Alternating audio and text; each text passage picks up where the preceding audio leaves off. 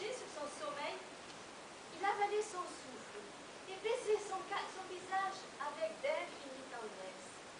Il avait oublié les caresses de sa reine, les mots de sa reine, et celle-ci, effarée, se recroquevillait sous les draps pour ne pas voir le jour. Un jour, la princesse tomba malade.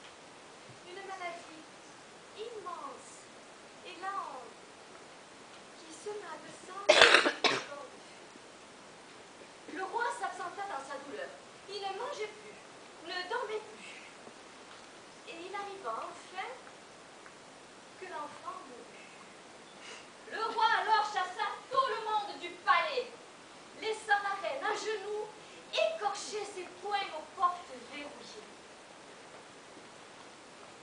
Au bout d'une semaine, la reine morte et le pays frappé de stupeur, on força les portes. On découvrit le roi, hagard et nu, devant le lit de son enfant qu'il avait dévoré. Je suis ce roi si doux, et cet enfant, c'est ma vie.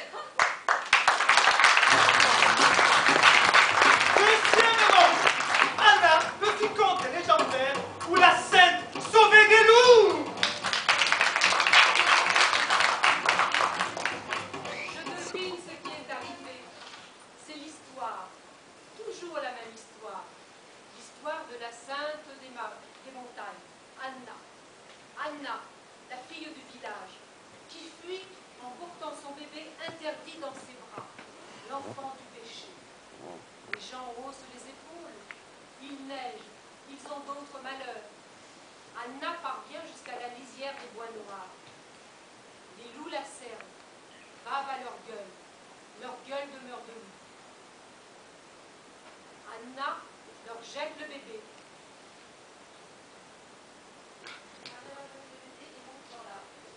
Anna leur jette le bébé et monte dans l'arbre.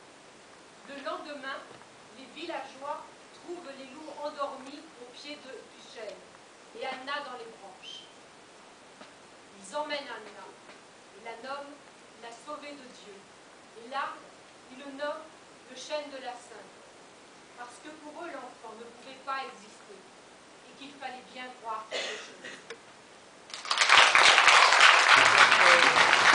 Et enfin, anciennement, conte du voyageur Charita ou l'amour trompé.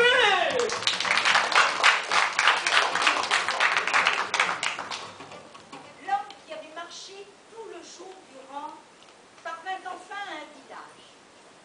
Il faisait nuit, il faisait froid, les rues étaient gorgées de neige. Au détour d'une ruelle, il entendit, porté par le vent, une voix fragile et comme désespérée qui l'appelait.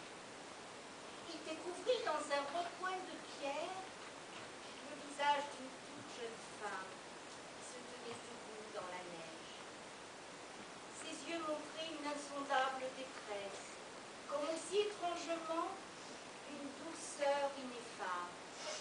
L'homme en fut ému, au point qu'il quitta sur le champ manteau, chandail et bonnet pour en couvrir la pauvre enfant, puis sans attendre un merci, car sa bonté était farouche et sans regret, il partit en quête d'une auberge. Une auberge. Il frappa aux portes, mais on n'ouvre pas sa porte à l'étranger dans une nuit d'hiver. On le trouva mort au matin sur la neige. Puis on trouva son manteau, son chandail et son bonnet sur la statue de Notre-Dame de la Miséricorde. On appelle cela l'histoire du fou qui habilla la Vierge.